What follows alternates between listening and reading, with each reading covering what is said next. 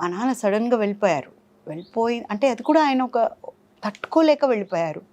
ఏం తట్టుకోలేక, ఎప్పుడో నేను షూటింగ్కో డబ్బింగ్కో వెళ్తే వచ్చారంట ఇంటికి.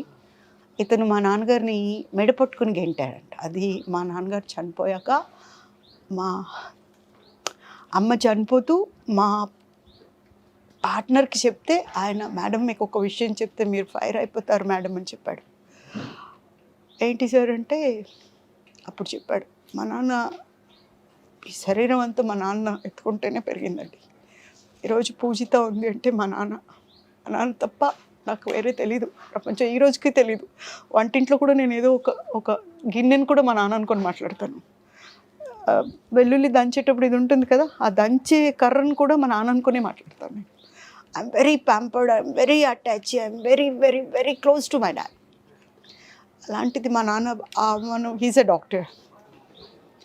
భరించలేకపోయాడేమో పాపు, చెప్పకుండా ఎన్ని రోజులు భరించారో నాకు తెలీదు. ఆ బాధ వెళ్ళిపోయారు. చాలా రోషం నాన్నగారికి, అదే రోషం నాకు వచ్చింది. ఆ ఒక్క రోషం వల్లే మా నాన్నగారితో నేను చనిపోబోయే 3.5 సంవత్సరం మాట్లాడలేదు.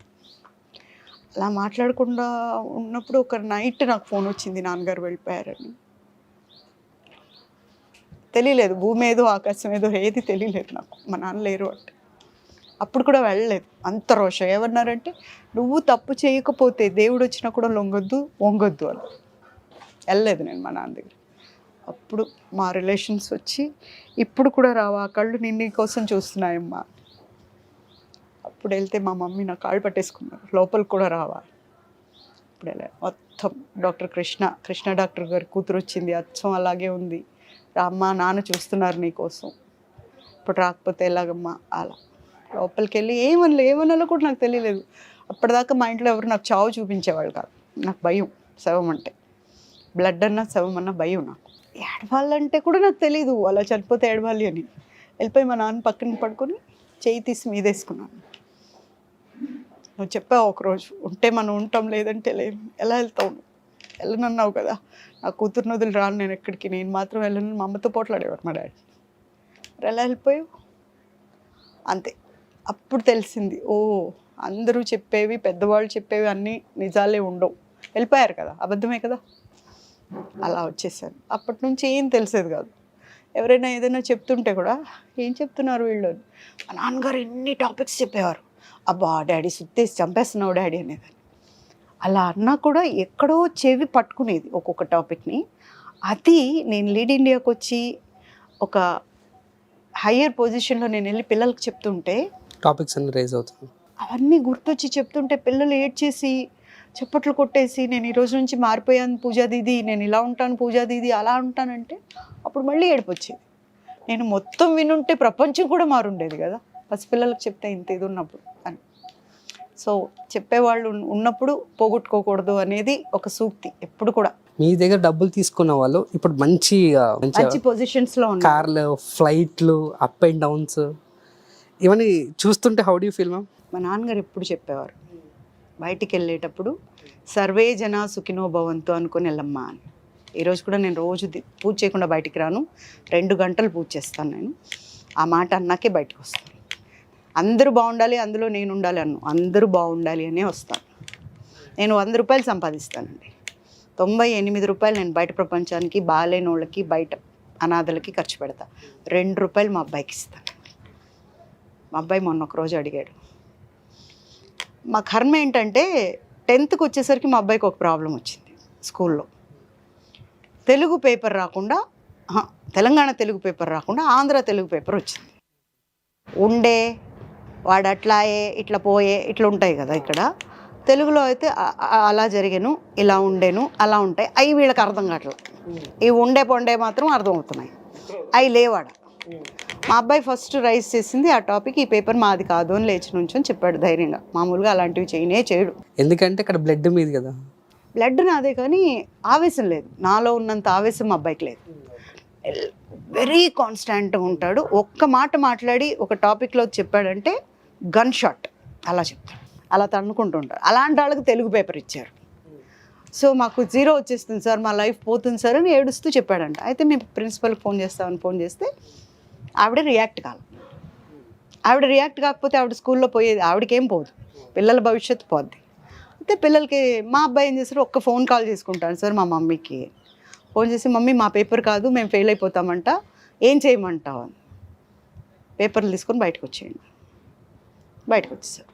వచ్చిన తర్వాత వెళ్ళి నేను ప్రిన్సిపల్ గారిని అడిగా, అయిపోయింది ఎగ్జామ్, వీళ్ళేం రాయలా. వెళ్ళి మేడం 38కి వాళ్ళకి వచ్చింది పేపర్, 38 మార్కులకి. రావాల్సిన 35 మార్కులకి 38 మార్కులు ఓన్లీ తెలుగుది వచ్చింది. వాళ్ళకి వచ్చే క్వశ్చన్స్ అవే, ఇంకా మిగతాయి రావు. ఓం నమ శివాయ. ఏం చేద్దాం, మీరేం భయపడకండి నేను చూసుకుంటాను, మీరేం భయపడకండి అంది. బట్ ఐఎమ్ ఏ మదర్, నా బిడ్డ భవిష్యత్తు కూడా ఉంది అక్కడ. సరే, ఆవిడ జొన్నలగడ్డే, వాళ్ళ ఇంటి పేరు కూడా, బంధుత్వం ఉంది, అయినా సరే మర్యాద ఇచ్చాను ఆవిడకి. మీరు చూసుకుంటా అన్నారు, నేను వెళ్తున్నాను మేడం. 6 రోజులు టైం ఉంది. 5వ రోజు రాత్రి మా అబ్బాయి నేను ఇట్లా ఊరికే ఇలా పడుకొని ఉన్నా, లీడ్ ఇండియా ప్రోగ్రామ్ చేసి వచ్చి కాళ్ళు నొక్కుతున్నాడు. ఎప్పుడు చేయడం అలాగా, ఇదేంటో ఏదో తెక్కగా ఉంది వాళ్ళు అన్న అంటే, ఒక్కసారి మమ్మీ అని ఇలా పెట్టుకొని కాళ్ళు దాని మీద పడుకొని ఏడ్చాడు. నువ్వు ఇంతమంది పేద పిల్లల్ని అందరినీ బయటేస్తున్నావు, నేను నీ కొడుకును కదా మమ్మీ, నీ బొజ్జులో నుంచి వచ్చాను కదా మమ్మీ, దయచేసి నన్ను బయటేయి మమ్మీ. బజ్జో నువ్వు అన్నం తిన్నావా? లేదు మమ్మీ. పోయి మొహం కడుకొనరా, ఓ తిని బజ్జో నువ్వు, ఏం కాదు పడుకోవాలి అంతే. రాత్రికి రాత్రి మెయిల్స్ పెట్టాల్సిన వాళ్ళందరికీ పెట్టేశాను, ఎక్కడ కొడితే పని అవుతుంది. అదంతా అయిపోయిందా ప్రెస్ అంతటికి పంపించేసాను. రేపు మార్నింగ్ 9:30కి మీరు ఆ స్కూల్ ముందు ఉండాలి. పేరెంట్స్ అందరికీ కాల్స్ చేసి రాత్రి 2:30, 3 అయింది. మీరెవరైనా ఒక్క పేరెంట్ వచ్చి మేడం హెల్ప్ చేయండి అంటారేమో అని వెయిట్ చేశాను. మీ దాంట్లో నా కొడుకు కూడా ఉన్నాడు. నా కొడుకు కోసమే అయితే నేను ఒక్కతే వెళ్ళి మాట్లాడుకోగలను. బట్ మీ బిడ్డలు కూడా బిడ్డలు కాబట్టి, నా కొడుకు నవ్వుతుంటే మీ బిడ్డలు ఏడవకూడదు కాబట్టి నేను వెయిట్ చేశాను. కానీ మా అబ్బాయి అడిగాడు మీ పిల్లల గురించి కూడా. రేపు పొద్దున్న స్కూల్ దగ్గరికి అంటే అందరూ వచ్చారు, ఒక పిల్లాడిని మాట్లాడినివ్వరు. ఎగ్జామ్ హాల్లో మీరున్నారు, మీకేం జరిగిందో మీరు చెప్పాలి. ఒక జర్నలిస్ట్ వచ్చి నన్ను అడిగాడు, మేడం బాబు కోచింగ్ ఇవ్వండి, బాబు చెప్తాడని. 10వ క్లాస్ ఎవరు చదువుతున్నారు, ఎగ్జామ్ ఎవరు రాశారు, నిజం ఎవరు చెప్పాలి, అక్కడ ఏం బాధపడ్డారో వాళ్ళు చెప్పాలి. నేను ఎందుకు చెప్తాను, నేను ఎందుకు చెప్పిస్తానండి. అప్పుడు ఎవ్వరు పిల్లలు రాలి. యాక్చువల్గా నాకు జరిగిన ఇన్సిడెంట్లో మా అబ్బాయిని బయటికి తేకూడదు, మా అబ్బాయిని కిడ్నాప్ చేస్తామనే థ్రెట్ ఉంది నాకు అప్పుడు. ఆ టైంలో నేను మా అబ్బాయిని చూపించకూడదు అసలు బయటికి. ఏం చేద్దాం, ఎవ్వరు రావట్లేదంటే మమ్మీ నేను చెప్తాను అన్నాడు బాబాయ్. హీ కేమ్ ఫ్రంట్ అండ్ ఎలా చెప్పాడంటే, మనిషి అనేవాడికి హృదయం ఉంది అంటే వాడు దిగి రావాలి, అలా చెప్పాడు. కోర్టుకి వెళ్ళాం, హైకోర్టుకి వెళ్ళి వేసాను, రెట్టేసి మాకు ఎగ్జామినేషన్ పెట్టండి మళ్ళీ పిల్లలకి, వాళ్ళు ఎందుకు పోగొట్టుకోవాలి, మీరు చేసింది గవర్నమెంట్ చేసింది తప్పుకి అంటే.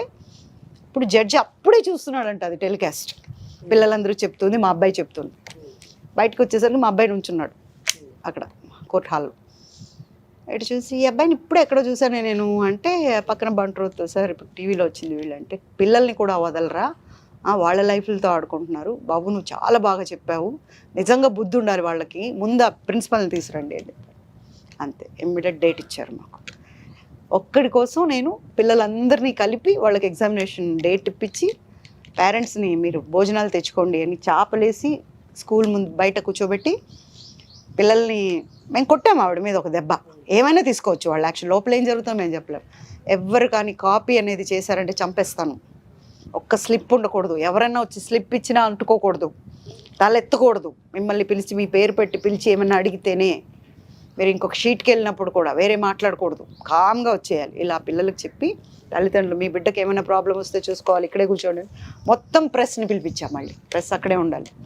పిల్లలు లోపలికి వెళ్ళేటప్పుడు ఇద్దరిని పెట్టా ప్రెస్ వాళ్ళని, పైకెత్తటం, నిక్కరిప్పటం, చూపించడం, మా దగ్గర ఏం లేదు ఉట్టి పెన్ తప్ప. అలా పంపించాలి లోపలికి పంపిస్తే ఎగ్జామ్ రాసి వచ్చారు. ఒక్కొక్కరు 70-80తో పాస్ అయ్యారు. మా అబ్బాయి కోసం అట్లా. బ్రేక్ ఇండస్ట్రీకి ఇంత గ్యాప్ రావడానికి ఇంత ప్రాసెస్ ఏంది? చాలా ఉన్నాయి. నేను ఒక చిన్న బ్రేక్తో మళ్ళీ